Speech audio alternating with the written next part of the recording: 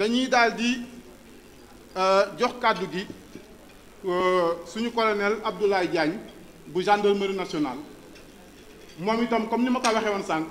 xam ngeen ni li ñuy wax bu ñuy wax paix ak sécurité gendarmerie police armée am nañ ci rôle bu rëy boo xamante ni ñoom dañ koy jouer kon bu ko defee ñu jox ko kàddu gi moom tam mu gaaral ñu li mu indi incha allah ñu teewlu ko. di yëkkati kàddu ci turu général Cheikh Sène moom mi nga xamante ni yàlla ci coobareem moom la jiital ci bopp gendarmerie nationale mu ci bay waaram ngir rekk thème bi nga xamante ni ci la ñuy waxtaan mu doon dëgg ci Sénégal général Cheikh Sène nag mu ngi rafetlu bu baax initiative bi jamaatu Ibadu Rahman am associé gendarmerie nationale ci waxtaan bi ndax ku wax jàmm wax kaaraange faw nga wax gendarmerie nationale ndax suñu doon xayma superficie Sénégal mën nañu wax ni 90% du territoire national gendarmerie nationale moo yor sécurité bi kon loolu doon na benn màndarga boo xamante ni mënuñu wax sécurité wax paix te gendarmerie nationale indiwu ci xalaatam loolu muy ci biir Sénégal du ñu dellu si nag ci définition yi ndax Serigne Cheikh Tidiane Sy macha allah définir na terme yi dañuy wax rek ñun ci côté gendarmerie en tant que force de sécurité ban approche la ñu am ci paix ban approche la ñu am ci sécurité ak synergie boobu ñun nan lañ ko déggee ndax boo seetloo bu ngeen seetloo li xew ci réew yi ñu wër li xew ci àdduna bi te gendarmerie nationale takkatu deru sénégalais yi daanaka ñu leen di woo fu nekk ñuy teg seen bët ci lu nekk je pense que am nañu expérience boo xamante ni bu ñu waxee lan mooy jàmm lan mooy sécurité war nañ ko bàyyi xel bu baax ndax bari na ay réew yoo xamante ni tey ji xalaatuñu toog jataay bu mel nii di waxtaan ndax taluñu ko ndax jàmm amu fa ndax sécurité amu fa taluñu julli ndax jàmm amu fa ndax sécurité amu fa am na réew yoo xamante ni kenn ñemewul génn fésal sa appartenance religieuse am na gox ak yenn goxaat yi boo fa nekkee ñemewuloo wane sa appartenance religieuse ndax boo ko defee ñu dal sa kaw faat sa bakkan muy wane rek ni Sénégal am na lu fi yàlla def ñu war ko consolider maanaam am na fi ba pare waaye naka la ñuy def ba dëgëral loolu mooy question bi bu ko defee ñuy rafetlu bu baax di sant jamaatul Ibadu Rahman ndax yéen rekk doy ngeen royuwaay ci defar jikko yi ci fexe ba citoyen bi xam lan mooy responsabilité am xam fa mu war a yem xam la mu war a def nekk ci jàmm séq ak nit ñi jàmm bu ko defee ñun ñépp ñu am jàmm kon bu ñu delloo ci sécurité mu mel ni mën nañu wax ni sentiment de sécurité la ñuy wax ndax à la limite ab sentiment la ndax mën nañu toog weer ñaari weer ñetti weer dara du am doo dégg agression doo dégg ku ñu faat bakkan ñu jékki-jékki incident am ñu dal ci kaw kenn ñu médiatiser ko ñu ni insécurité amul fekk sentiment bi mooy développé wu. mu mel ni Sénégal war nañu gën a améliorer suñu culture de la sécurité maanaam ñu fexe ba sécurité bi ñu développé ko mooy lan ndax bu ñu jàpp rek ni sécurité gendarmerie nationale moo ko war a yore wala police nationale wala armée nationale waaye ñu xam ni ñun ñëpp ku nekk am nga rôle boo ci jouer ci sécurité ku nekk acteur de sécurité nga war a doon bul rek ni dama délégué sama sécurité à l'État dëgg la État moo yor sécurité de manière générale waaye population bi ku nekk daf ci war a dugal loxoom ñu bañ rek jàpp ni comme ni ma koy faral di déggee sama yoon nekku ci sama yoon nekku ci nag bari na musiba yu muy jur ndax mun nga dend ak sa dëkkandoo muy def naka sudul noonu waaye nga jàpp ni kii sama dëkkandoo la su ma ko dénoncé ban bët lañ may xoole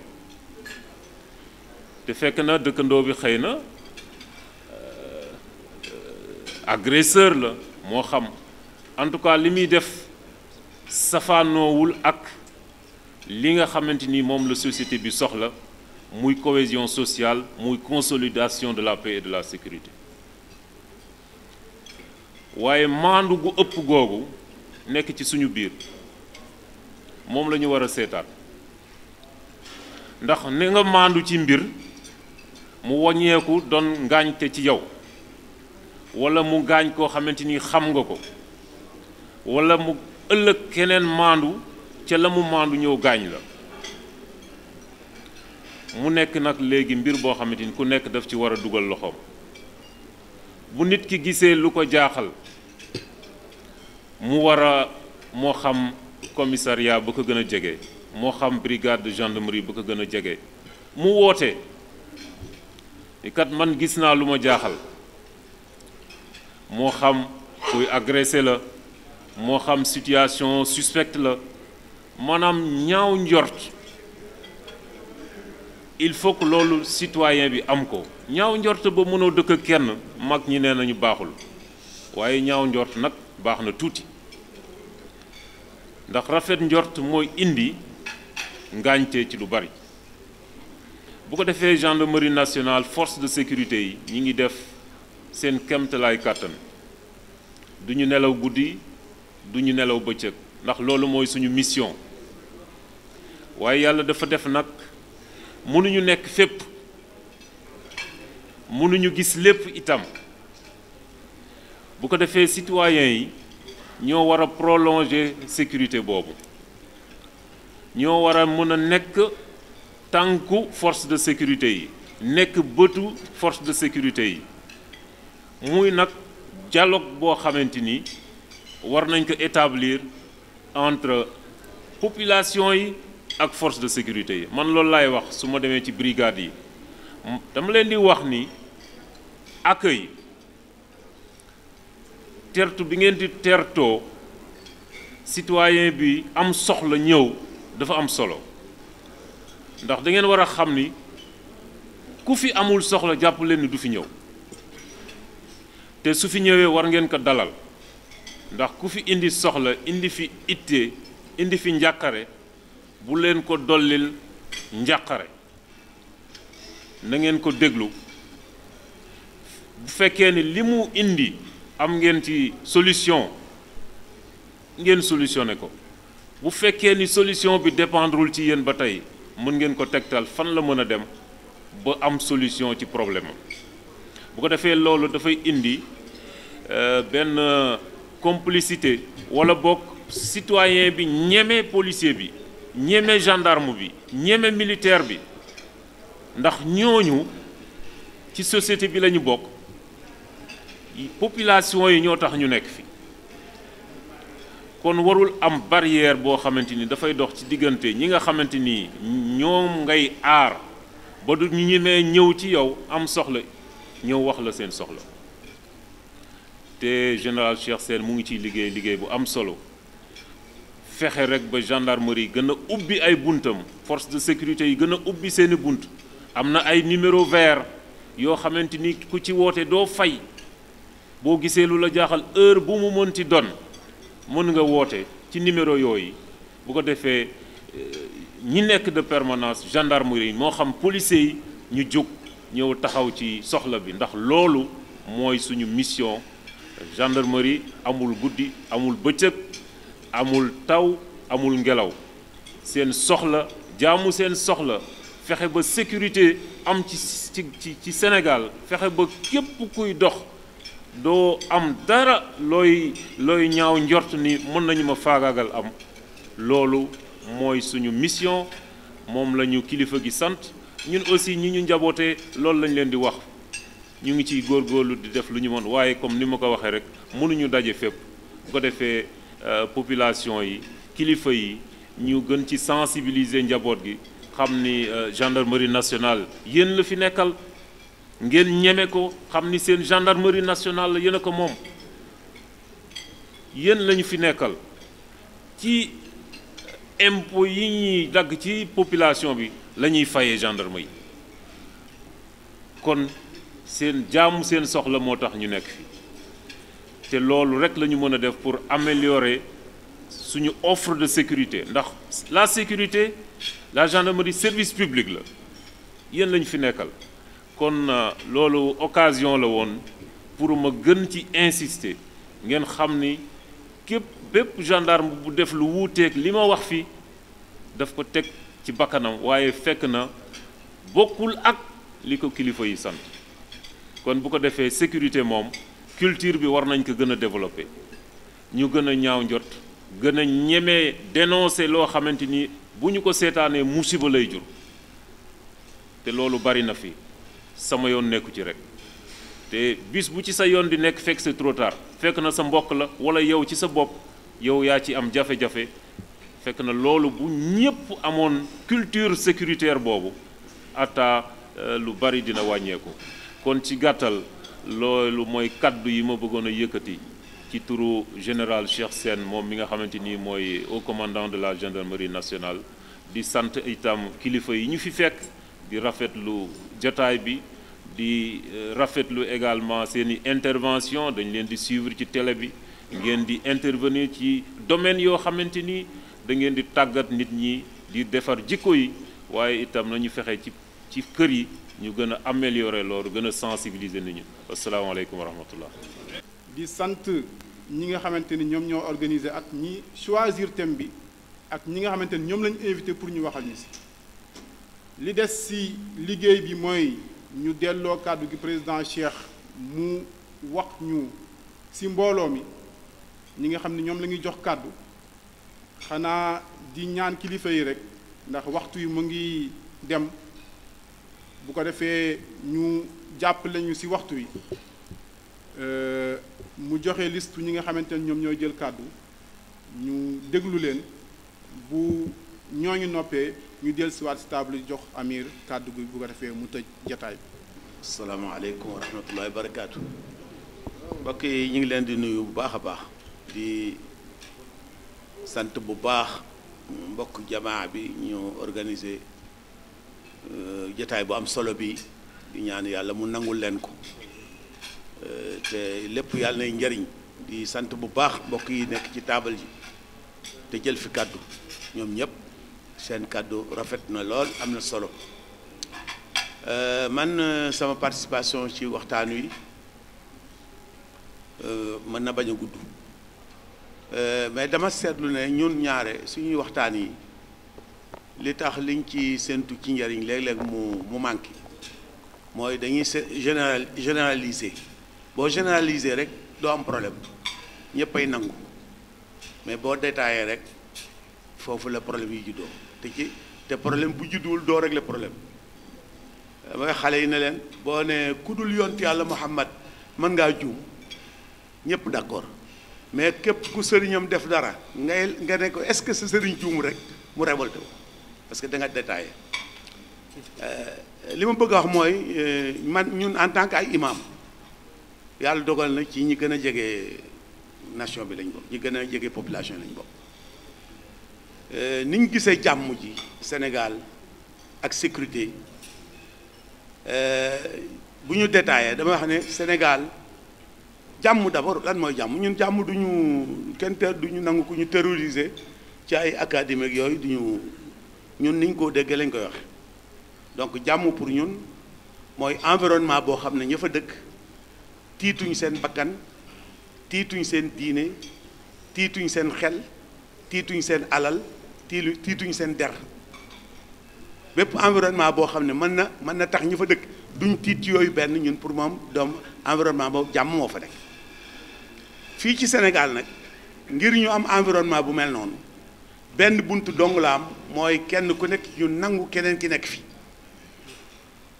man leen bi fi lislaam ñëwee ay ceddo la fekkoon cedd yi bëgguñu woon lislaam am fii mais lislaam ñëw fi lislaam bi fi jiitu jàpp naa ne lislaamu xaadir la wala boog xaadir a ca topp xaadir yi jàppoon nañ ne Sénégal dëkku xaadir rek lay doon tijaan yi ne yoxoos dugg si ñu naan du fi dem du fi amee ba tijaan yi mujj nekk majorité tijaan yi jàppoon nañ ne foofu la tarixa yëpp murid yi ne yoxoos murid yi lu nekk lañ daj ci Sénégal fii pour ñu nangu leen ñu nekk fi dama koy wax parce que man tijaan la dama koy wax pour ñu comprendre parce que mbir dëkk itam boo fa dëkkee bu ko wutal solution da ngay comprendre li xew tijaan yi lu ne daj nañ ko pour murid bañ fee am daanañ dem sax bay wax naan mbërum làmb ak murid jigéen ju ne mën na koo jur daanañ ko wax Sénégal waaye ci wax la yemoon murid yi dem ba mujj imposé wu comme ñëpp murid yi fii ne defe nañ ne ñoom fii la yëf yi war a yem non seulement beneen tarixa war fi am waaye tijaan sax dafay war a jóge ibaadu yi ne yoxoos dugg si ñu naan du fi amee kenn xamu leen bokk leen ci mag ñi bokk leen boobu mujj kuy musóoru sax musóoru ibaadu noonu la ko yàlla bëggee ab société noonu lay doxi ab société day mag kii dafiy nekk tey ba ci ak ñeneen nekk fi benn solution dong moo mën a am mooy kenn ku ne nangu moroomam nekk fi wax naa ko ba tey ñun ñëpp xaj nañu àjjana ñun ñëpp fa xaj kon il faut ñu bàyyi xel loolu te léegi dafa mel ni Sénégalais yi dañu bëgg a af jël bi dépassé ko ci cadre wax yóbbu ko ci cadre jëf te loolu moo commencé woon di xeeñ ci élection yi jàll ay nit di profito ci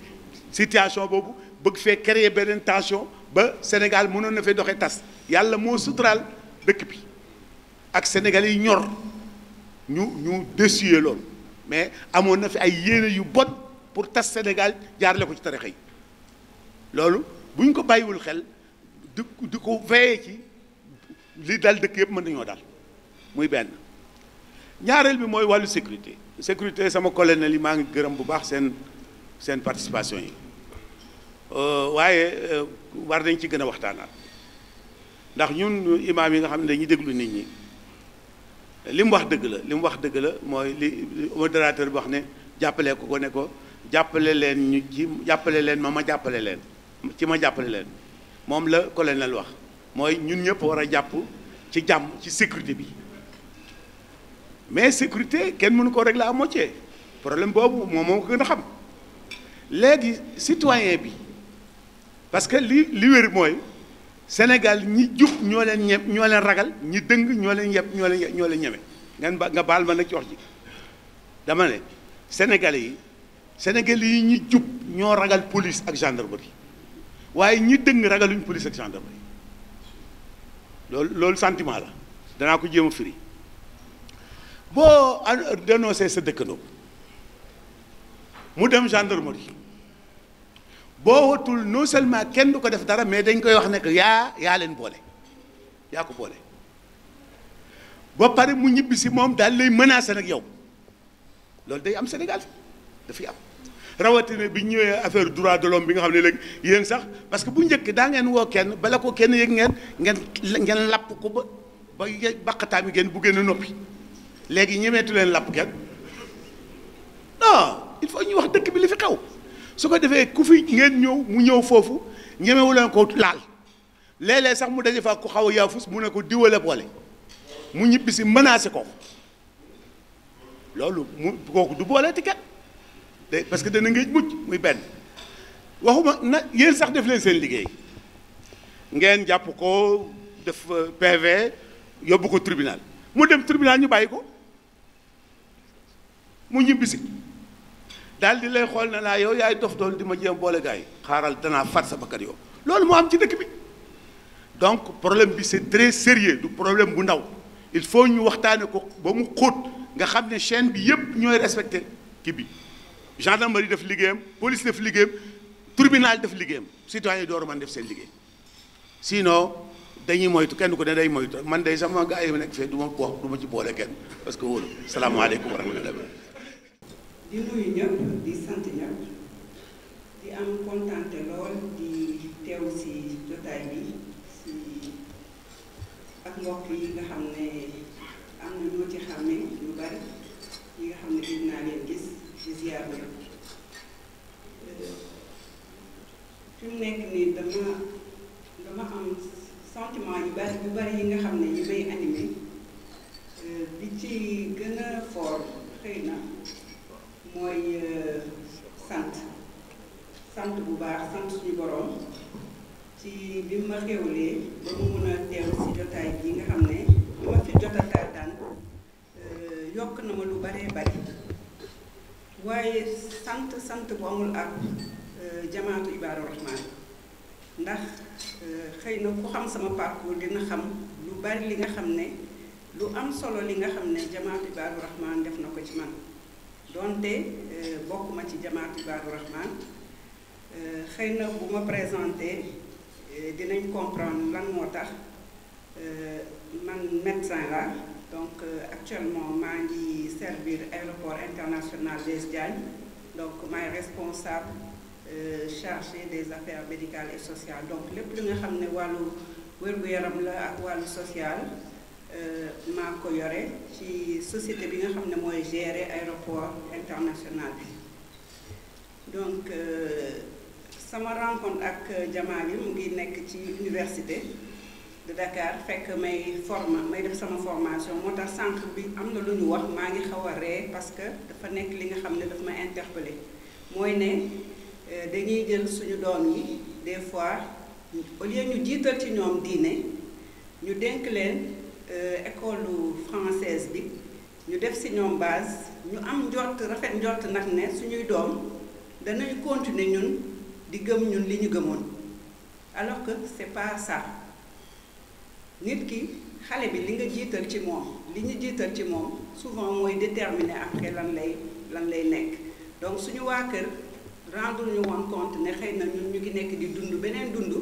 bu wuteex ñoom la ñu bëggoon ñun ñu def ko donc ba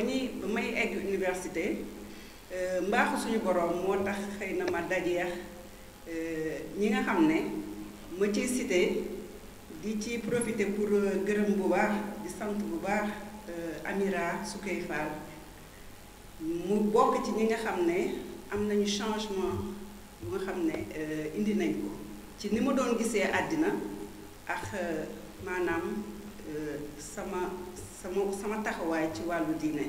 donc loolu muy juste benn parenthèse yi nga xam ne dama bëggoon vraiment pour di ko fësal